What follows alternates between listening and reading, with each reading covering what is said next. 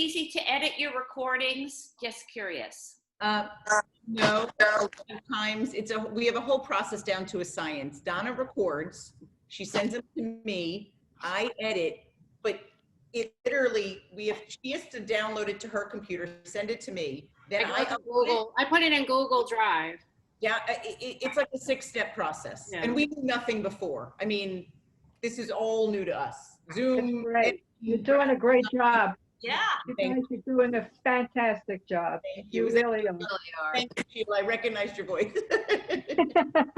Hey, did you know that Mahjong Madness is having Yes, Gladys texted us. Monday? I know. We realized the timing of theirs and so from now on, if we do more in the future, we'll get her schedule before we, do our tournaments. I was so upset. I said I go to both of them. I know. She has to coordinate with Slava and Mahjong time, so. You know. You can technically do both because ours, you could finish that whole week. You have the 10th to the 13th. You could do it. Yeah, I know. Yeah, so. But I have 3 other girls. I could do it, but I have my 3 other compadres.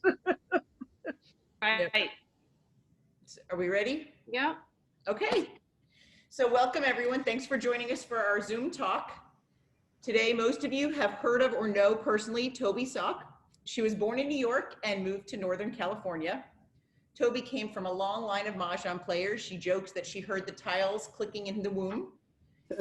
Toby has taught Mahjong in the Berkeley area for over 10 years. She's created a vibrant Mahjong community. And as a product of the 60s, Toby is a great believer in community. And you could see that in the incredible Mahjong community she's created with her brunches, her marijuana Mahjong, her electric table games, her best of the best, which you will hear in more detail as we talk.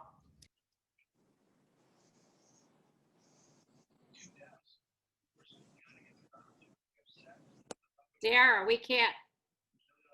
Let me get you. You're muted. Okay, you're back. The whole time? Yeah. No, Good. just now. You're back. Here, okay. So Toby, I will not say it as lovely as she does, but she has her Rancho La Puerta Mahjong weekends in Mexico. We are delighted to have Toby as our guest to discuss all of these things, as well as, with Greg joining us today, congratulating Greg, Woody, and Toby on the release of their American Mahjong for Everyone book, which was just kicked off yesterday. And Greg posted today that it's #1 in their section. So congratulations. And we welcome you. And the first thing we would like to introduce you and say, can you just tell us what drew you to the game of Mahjong? Well, everyone can hear me, yes? Good. First, I'm really excited to be here. Thank you both for having me. It's great. And thank you everyone for coming. I almost had no choice. My grandmother, my mother, my aunts, everybody played. And I was this sort of wild child hippie, and I wasn't going to be like my family. So I was hitchhiking all over the world and the country and everywhere else. And I came to California, and my friend Gail Friedlander said to me, let's learn Mahjong. And I was like, that's not going to happen. And Gail is a very persuasive woman. And before I knew it, I was playing. And this was in the 70s. And I've been playing ever since. And it was always very quiet that I did it. I mean, close friends of mine didn't even know I was playing. It was just something I always did. That's great. So how did it go from quietly teaching to then becoming this well-known teacher in the Berkeley area? Well, I fell into a job at the Sharper Image in the late 70s when they first began. And I was really lucky because I kept moving up in the company. And I kept leaving and coming and leaving and coming. And I did that for 30 years. So by the time Sharper Image folded, I really hadn't been doing much of anything else. And I didn't know what to do with myself. And I was older and I was kind of lost. And I really didn't know what to do. So I was at a dinner one night, and my friend Jennifer Millar, who owns Sweet Adeline Bakery in Berkeley, she said to me, how's that job hunt going? And I was just slumping in my chair. And she said, well, you should be teaching Mahjong. And I thought, you're a lunatic. You're out of your mind. And but before I could even tell her she was a lunatic, she said, you know what, my bakery is closed at night. If you want to teach your first class there, I'll leave out the treats and the coffee and come on in. And I was like, treats and coffee? Okay. So I wrote to everybody I'd ever met in my entire life. And I got 8 people, and it was about 8 hours. It was divided in 4 sessions. And here it is, it's about 12 years later, and I still teach this 8 people in a class. And I never thought that it would turn into this. Never. I said to my mother, Mom, I'm going to try teaching Mahjong. She goes, no one's going to pay you to do that. And before she died a few years ago, she said, I'm really proud of you. Oh, that's So great. it was, you know, it's been a really kind of stunning journey, I have to say. And speaking of your mom playing, there's an expression, she played well into her 90s, or she played well into her 90s. You know? Yes. So she played into her late 90s. There seems to be a very strong connection between Mahjong and mental fitness. And can you describe what you think that connection is, why you think that is? Absolutely. You know, I think that we are one of these societies that thinks of exercise as something being very body and physical.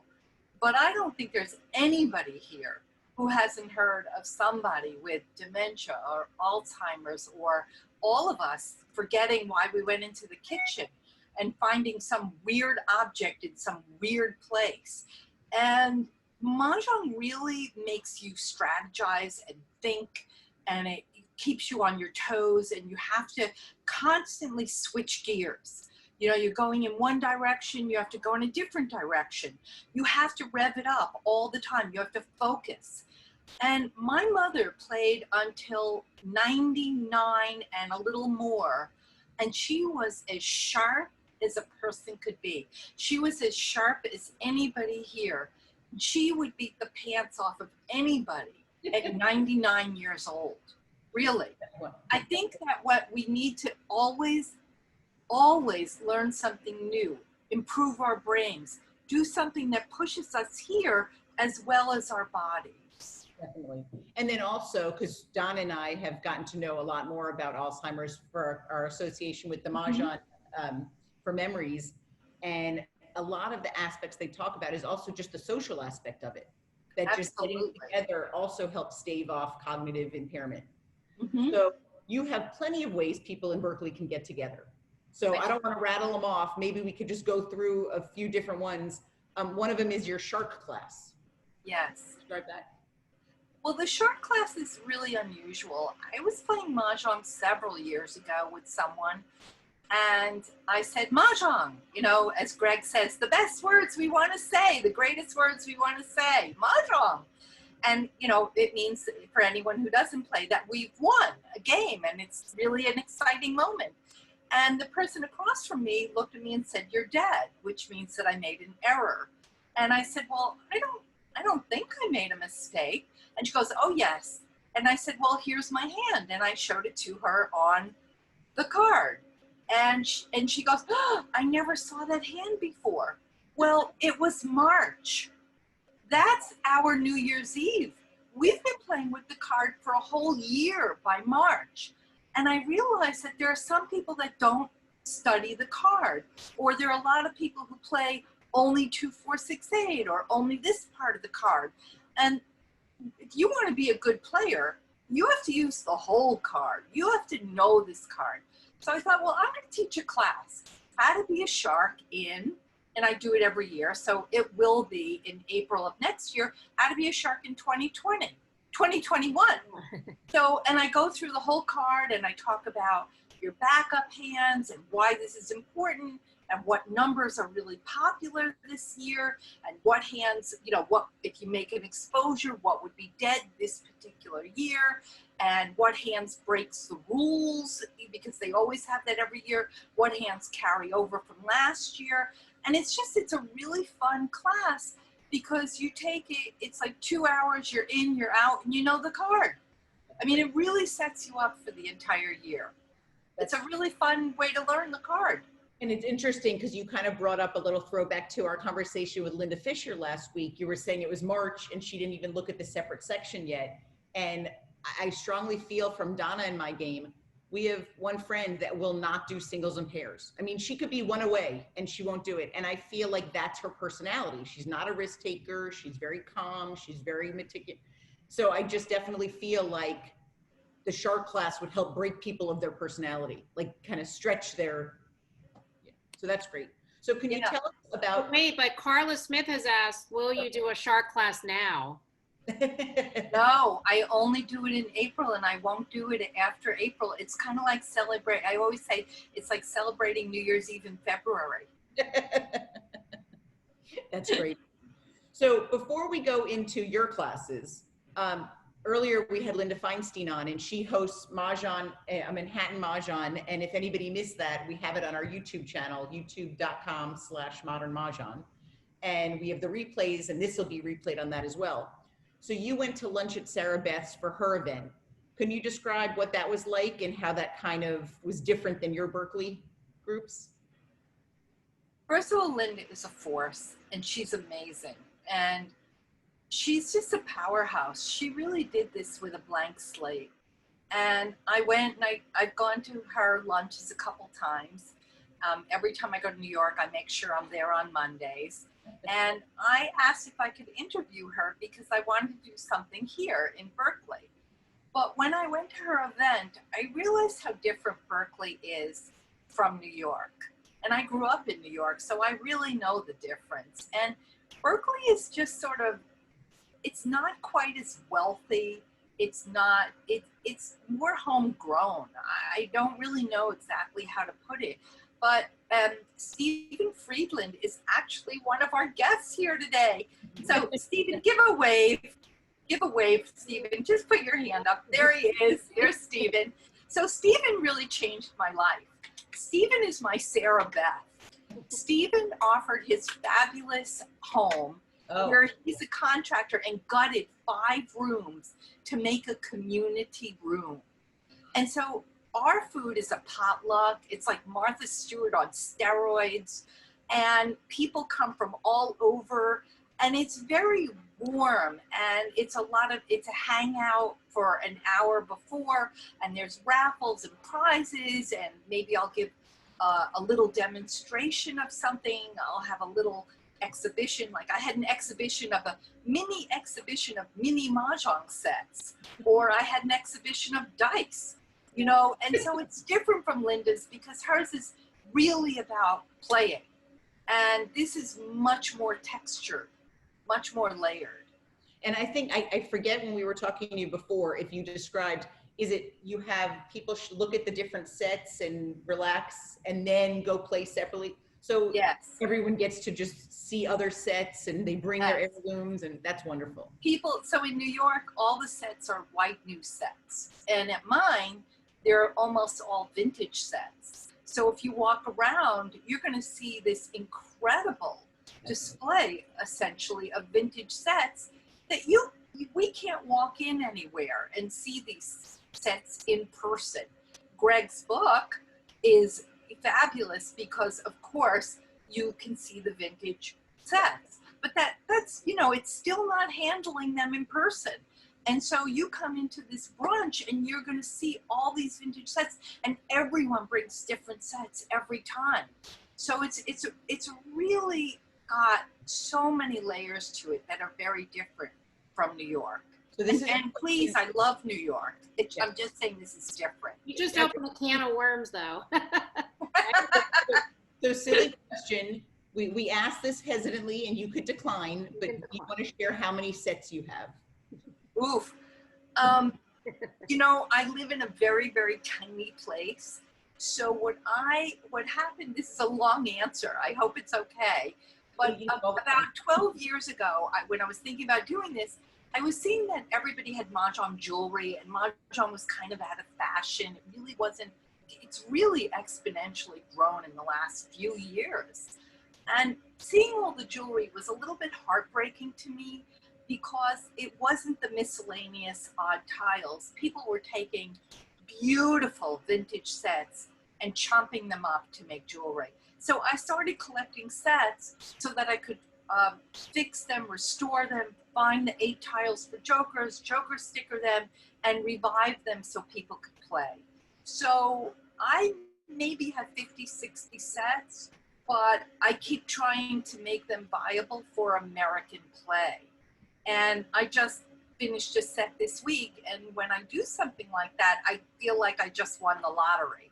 It's the most exciting thing to find those 8 tiles and joker sticker them and make them, you know, available for people to play with. So it's a long answer to a short question. And actually, you touched on something that you mentioned at the end of the American Mahjong for Everyone. One of the things you recommend is if someone is looking for a set, look for a complete set. Yes. Leave the finishing, because a lot of people, and I think, I wish someone told me this when I first started, not to get a set right away, because I ran right out with my mom and got a new modern set. And then the more I played, the more I really wanted a vintage set. Yes. But a lot of people don't realize when they're buying a set, the questions to ask and how difficult it could be to get an exact match for jokers if it doesn't have. Yeah, Greg I have added a greenback set, and I actually sent it to Johnny Levine to try and get 4 tiles, and she said, no, not the greenback. Those are the hardest ones to match. I have a greenback set. I think I've sent it to 5 people. Nope, no tiles. And Johnny writes me these letters. She goes, stop buying these. Right. Did I get your website correct? Is it TOBYSMJ? That's right, Toby's MJ. So if somebody wants to sign up for the next April class, they could get on your email list now and be Absolutely. Sure. Yeah. We went over your shark and your brunch. Can you describe what the best of the best events are like? So this just came about fairly recently, but when I have the brunches at the lovely Stevens house, we beginners play with beginners, and the intermediate people play with other intermediates, and the fast sharks play with the fast sharks. And one day I was thinking about it, and I thought, wow, wouldn't it be amazing to have a room of everybody who's really fast? And so I started doing the best of the best, and it's basically 10-minute players. And so there's no coaching, there's no strategy, me walking around, which is what I do at the brunches. I walk around and I help people, and if you're a beginner, I'll sit with that table for the day. And the best of the best is like with fast. It's just, it's very exciting. It's just, you know, you're just slamming those tiles, and we play. And it's like Mahjong, and then 10 minutes later, Mahjong, and 10 minutes later, Mahjong. There's no stopping us. And do you notice, I mean, I know you're walking around, but do you notice the harder hands being played, more challenging? Yes, yes. People are playing quints, concealed, no joker, just like all the other hands. And that's really exciting, because, you know, you'll win, and, you know, I always say when you win with a no joker hand, you want to get up on the table with a lampshade on your head, you know? And so here you are, you know, you're with like-minded people who are really using the whole card. And so there's no explaining, you know, it's all really, it's just fun. You just zoom through it. That's great. Great. So when we set these Zoom talks, we figured 7 o'clock was a great time for us on the East Coast. And West Coast, some of the people said, it's great, it's happy hour. This is actually just water. But we have been known to kind of create a new trend of Mahjong. I don't know about a new trend, but a trend of Mahjong marijuana, or marijuana Mahjong. So one thing what I think is so great is that you always knew you wanted to do it, and you started collecting ash racks for the occasion. Yes. That's great. Right. So, yeah, you know, it was illegal, and I've been smoking since I was a kid. You know, I wouldn't say I'm proud of it, but it's the truth. And, you know, it was always illegal, and it always seemed ridiculous to me because I'm not much of a drinker, but I'm a smoker. And, you know, I didn't want anyone to be, you know, on the floor. So it's a mild marijuana, and every table has ash racks. And if you don't know what they are, they're racks that have a built-in ashtray. And in Gregg Swain's book, you almost open the book to an ash rack. So if you open her book, you'll see these racks. And They're really fun. They're really hard to come by, and they're often quite expensive. But I have a few sets of them, and they're wonderful because you don't have to have anything on the table. So marijuana mahjong, I'd say the hardest part is getting to and from. You have to have a designated driver. I made sure of that, you know. And but it's crazy fun. People have said they use the ash racks for M&Ms or Skittles or like, yeah, little snacks great. there too. That's great. Yeah. And then, so you're not stuck in just Berkeley, not that there's a bad way, any way to be stuck, but you also expand to Mexico as well. So that, how did that come about? So I grew up, my dad was a postal clerk, my mom was a typist. I didn't know from private women's clubs or spas, or never heard of any of these things. They were very foreign to me. And one day, one of my fairly wealthy students said, you know, she talked about this private, you know, not private, but this ranch that she went to. And I looked it up, and it was so beautiful that I wrote to them and about teaching there. And then I wrote them again, and then I wrote them again, and I basically stalked them. I really did. And it took a couple years, but I go to Rancho La Puerta in Tecate, Mexico, and I went with Gail Friedlander, and I said, Gail, listen, if no one comes to the class, you know, just go and have a good time, do what you want to do. And the people started coming in the room, and it's a big room, but they kept coming in, and then they kept coming in, and then they kept coming in. And Gail and I were looking at each other in like complete horror, like, oh my God, what do we do? And before we knew it, there were 36 people. And, you know, we didn't know what we could do. So we divided and conquered, and we took 2 tables way across the room from each other, and we taught 36 people Mahjong that week. And we couldn't believe how popular and excited people were. And I just thought that they really went there for the physicality, but people were really interested. And I gave a talk the first night, and it was a big hit. The room was filled with people who didn't know anything about Mahjong. So I've gone back 4 times, and I hope I get to keep on going. Great. So some of the things that we get the most feedback on of our talks are just people love learning teaching style and strategy. So I know that's a separate like ticketed event, and you've actually gone and done it on Zoom. You've been doing that since COVID. Can you give us a little tease on how some of the strategy lessons that you teach? Yeah, first of all, I love teaching strategy, and I'll tell you exactly why. When you're learning something new, and most of my students are not 20 anymore, it can be scary. It can be daunting. You think, I'm going to be the only one who can't get it. Everyone's going to understand it but me. But when you're teaching strategy, you already know how to play. So all that fear is gone. But what I do in strategy is I really encourage, you know, I always ask, who doesn't play singles and pairs? Who doesn't play quints? And you know, the hands go up, and I go, well, that's over. That's over as of today. And, you know, basically I encourage people to take that risk, to go beyond what they were comfortable doing, to look at what the backup would be on the difficult hands, so that they can play something really hard, and then they know where they can go if they can't get it. And, you know, how to play faster, like the word faster to some people is terrifying. But the next day, my phone is ringing off the hook. Toby, I just won 4 times in a row. Toby, we just played 15-minute games all day. Toby, I just won on a no joker hand. I mean, the next day this happens, or the day after, all the time. And it's because people get sort of a permission and an encouragement to go where they haven't gone before. And I think a lot of it is, and I mean, there's one girl we play with that will not leave the table to go to the bathroom until she wins a hand. But I think a lot of it is people want to, they're playing for fun. And I know the expression is if you don't win, you learn. But I think a lot of people want to win that first game. To me, once I win a hand, then even if an easier hand is screaming at me, I won't go for that. I want to go for a hand that I haven't done or something different. So I think a lot of times it helps push you once you have that win behind you, that you could just kind of be more bold. I'm exactly the same way. If I win once, I'm great. And then I go for all the hard hands. Yep.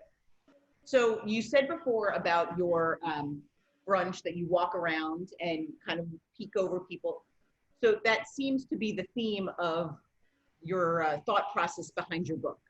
So can you explain how you tried to work with Gregg to make it that you were guiding people along in the book?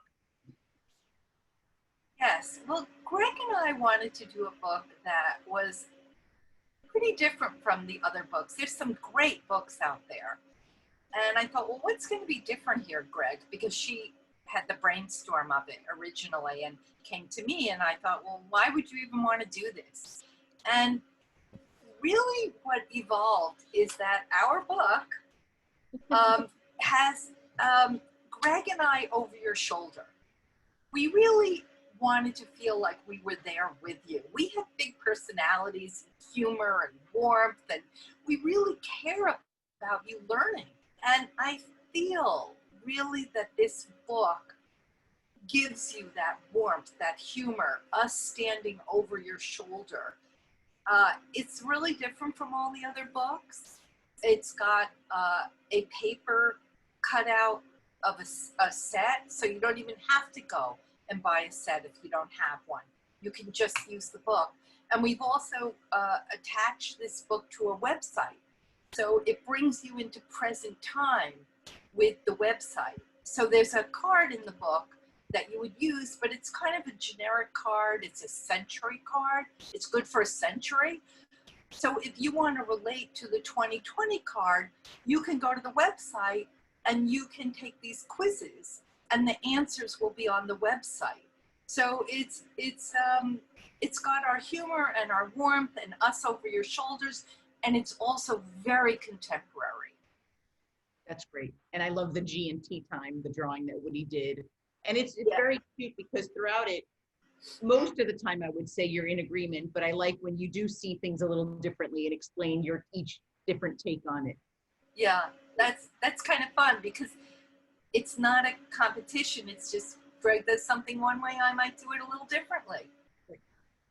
So and Woody's, and I should say, I left this out, Woody's drawings are wonderful.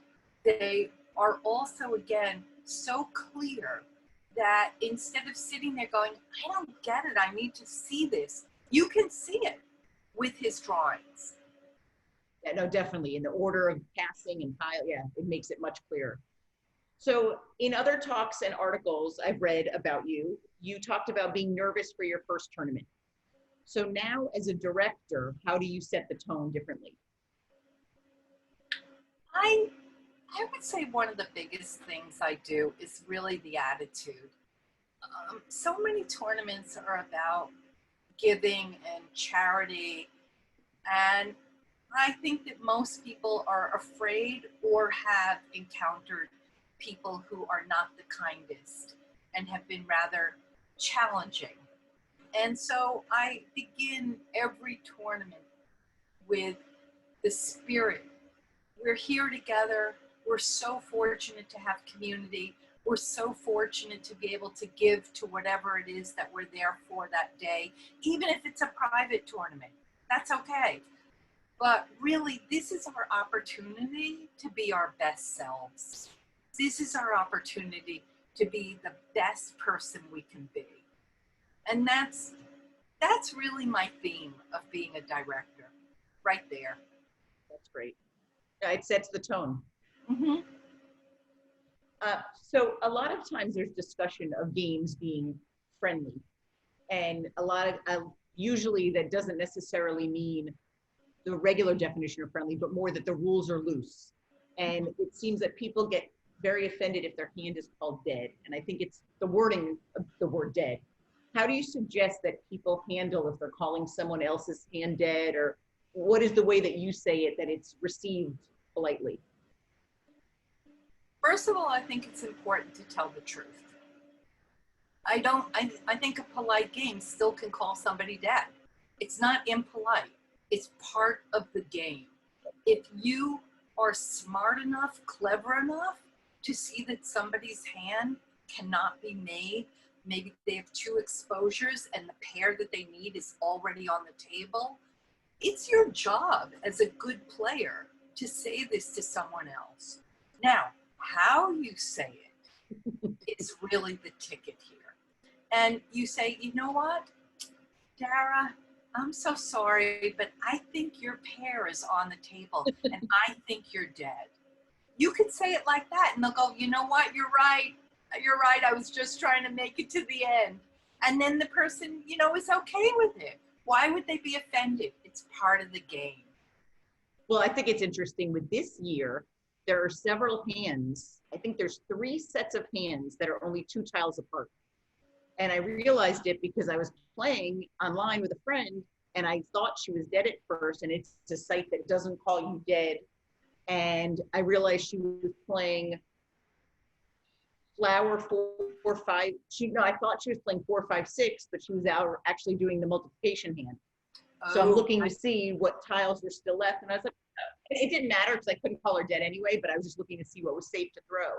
But those 2 hands are the same. There's a 20/20 and a Dragon Wings hand that only have 2 tiles different. Yeah. And then there was a third one. I forgot what it was. So what do you think of the 20/20 card? Have you been playing with it at all online or playing? Yeah, you know, it's funny because we did use the word community. And for me, Mahjong has always been about the heart and being with friends and that kind of thing. So for me, I swore I would never go online. Never. And here I am online. But I only play probably once a week for 2 hours with my little group. I played once with bots. I won 4 times in a row. I thought, is this rigged? And then I never played again. You know, but I think it's a fabulous opportunity for a beginner, especially because if you lose, there's 0 embarrassment. You're online. And I also think it's an opportunity to play faster for some people who don't take that risk in person. So I think it's a great thing that it's happening. And when you look at these sites, it's amazing. You know, they'll say there are 4,000 people online playing. There are 5,000 people online playing it. I mean, just think about that. At any moment, there are 5,000 of us playing online. I just find that extraordinary. And what's amazing, years ago when I first started playing, I played on the, it was really the only one out there, the National Mahjong League game. And I think over the years, they've changed how it was fast game and how many minute game. But I just remember you couldn't, I mean, I wake up way too early and I go to sleep way too late and I couldn't get people. You couldn't get a game at some point. And now you go on Real Mahjong, someone just said, Greg just said there were tables the other day, which is just amazing to me how many. And another thing, and Donna and I have absolutely no affiliation with any of the websites, but they really appreciate feedback. Because someone the other day on Mahjong Community said, boy, do I get annoyed when I join a fast game and the people are so slow, I just switch and go to bots. And I said, well, you know, your fast is different than someone else's fast, but why don't you let Real Mahjong know? And I didn't know if they would, so I emailed them from us. And he said, thank you so much. That's great. You know, so he was thinking, they didn't like timing people out because then you could kind of lose your turn and then it kind of messes up the whole game. But Right. he really did appreciate knowing that people wanted more detail. I said, what if you even don't time people out, but just give a definition of fast? I can complete a game in this many minutes, you know? Yes. So Like, you know, it's true. You use the word fast. Well, what does fast mean? Yeah. So Ellen Oki just asked, does anyone know someone who has won the last hand in singles and pairs? Yes, the big T20 hand.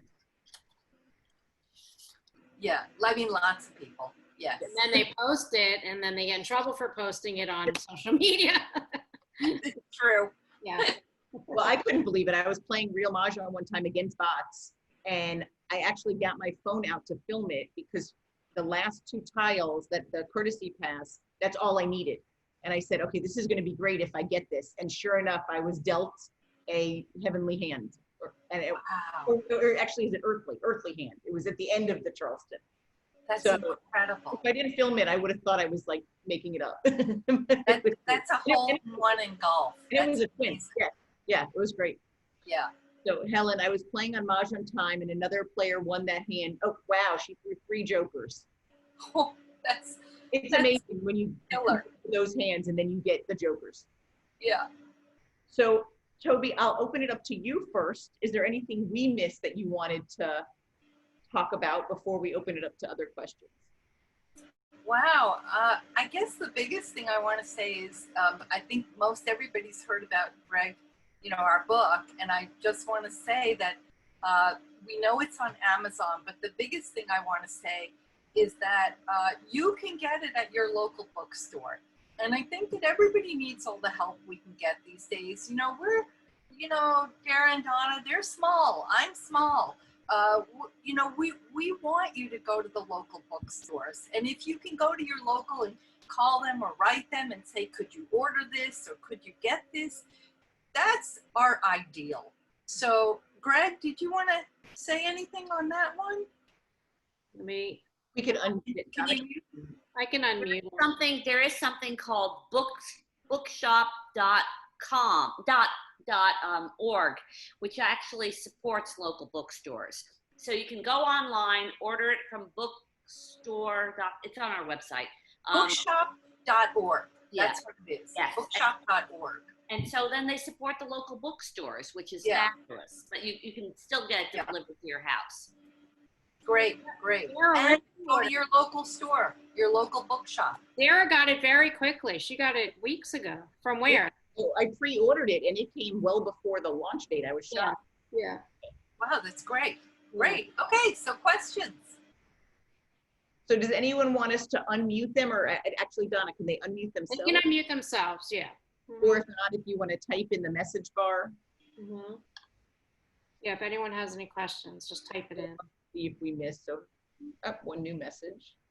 Oh, Oh, here's, that's wonderful. Signed copies of the book. Can you tell them about the book tags? yes. Book link. So Woody Swain, Gregg's husband, the illustrator of the book, designed these book plates. I don't have one to show you.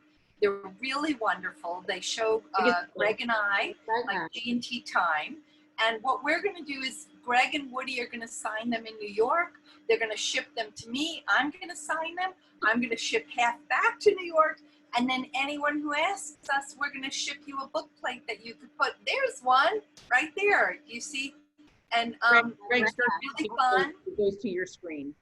And there it is. And we're going to ship them to anyone who asks us for them. That's great. That's great. Yeah. Helen said the book plate is so cute. Thank you. Oh, thank you. So if anybody wants more information, we put your website in here, but it's tobysmj.com. At gmail.com. And my website is mahjongforeveryone.com. Oh, I think, that's so funny. I thought, Yeah, okay. Obviously, mahjongforeveryone.com. Okay. And it's 2 G's, unlike modern mahjong. so if also, Toby, if you type tobysmj.com, it opens to Mahjong for Everyone. Yes, I had it both ways. Thank you. And so the book is also American Mahjong for Everyone with either 1 or 2 G's. So all of those were in. Right. Yeah, I'm looking for questions here. Mhm. You're such a quiet little group. Anybody wants to stump Toby or Gregg? I think you've been doing the Zoom parade, so now the questions are getting answered. Mhm. There we go. Do you have a favorite section of the card that you like year to year? Wow. I don't have a favorite section. Well, I do love quints. I really love quints. Whenever I get a quint hand, I just think they're so beautiful. And they're challenging and beautiful. So I have to say I love playing them. If I get 2 jokers, I'm ready to try one. Yeah. Yeah, Dara likes those. I love them. Dara and I have been playing together, I think maybe 10 years now at this point. And I know she likes the quints. And then when I was, well, we don't really have a better usually, but when I was the 5th person out and I walked past Donna's hand, I'm like, we're going for this one. And you got it. That's so great. Yeah. But it's interesting, this year, I think all the quint hands need at least 2 jokers, where last year there was one kind of easy, not easy quint, but it only needed 1. I think the first hand only needs 1. Oh, maybe. Yeah, Oh. the first hand in quint only needs 1 joker because it starts with 5 flowers. And you can have 5 flowers. So there's 1. Oh, how interesting. Katie thinks it depends on the year whether the hand is odd or even. Yeah. One hand that I missed that actually I sent some suggestions into the Mahjong League. I missed the hand that used to have 6 of the same tile, but it was 3 and 3. So you Oh, call yeah. and then wait and call the others. Yeah. So anyone who wasn't on our talk with, goodness, who was that with? I think, was that with Greg? I think that was with Greg. But if you hurry up and get a letter into the National Mahjong League, they are going to meet the day after Labor Day, and they will take suggestions for hands for the card. So if you go to their website, their address is on there, and you can mail it in and give your idea of what you think it should be. Well, that's terrific. And I think there's a certain percentage, you touched on it, I guess, in your shark class, but there's a certain percentage that they keep each year, which I think is so interesting for new players. So there's some familiarity, so they're not kind of shocked by the card when they first start playing again. There's usually about maybe 8 to 10 hands that they carry over. And I think this year there was something like 64 hands. I can't remember. But, you know, there's always hands that they carry over, which is great, you know. We find this year people are missing the addition hands and the separate section for Right. Except that they tuck them in. Yeah. In multiplication, right? Yeah, yeah. Good. Well, If we don't have any other questions, we're going to thank Toby for joining us. Thank Greg for joining us as well for co-authors. Both. We wish you all the best. Wendy, this is Thank great you. information that some cards don't use as many dragons or addition hands. So yes, very true. So thank you for being our guest, and we look forward to playing in person, but also being able to attend your Zoom talks once the shark class is on for next year as well. Well, thank you for having me and for everybody for coming. And I hope you'll write to me from wherever you are. And always may the Mahjong gods be with you. Great way to end it. Everyone can say goodbye. Thank you. It was Bye. great. I wanted to ask Toby one thing. How long did it take her? Did she make every hand on the card this year? You know, I'm one of the few people who doesn't mark it. Well, I have to Toby, tell the truth. I in just don't. 3 weeks after we had the card, me playing on this Zoom, you know, so much, I made every hand on that card at least once. Oh, that's fabulous. That's fabulous. God, that's great for you, Sheila. And I also teach, but not to your degree. I mean, we teach kids, you know, who've come to our temple and want to learn. So my friend and I, we just take it on and we teach them. And I am love also that. a director of our tournament, which we don't know if we're going to have in November, but who knows? Yep. But it's so great to meet you and speak to you. Thank you. I'm so glad you came today. Thank you. Oh, I loved it. Thank you. Thank you, everybody. So speaking of tournaments, if anybody hasn't heard, we're doing a second virtual tournament, and it's taking place September 10th through 13th, and you could find out information on modernmahjong.com. So thanks again. Good night, Thank you. everybody. Night. Night. Thank you. Stay well. Yeah, you too.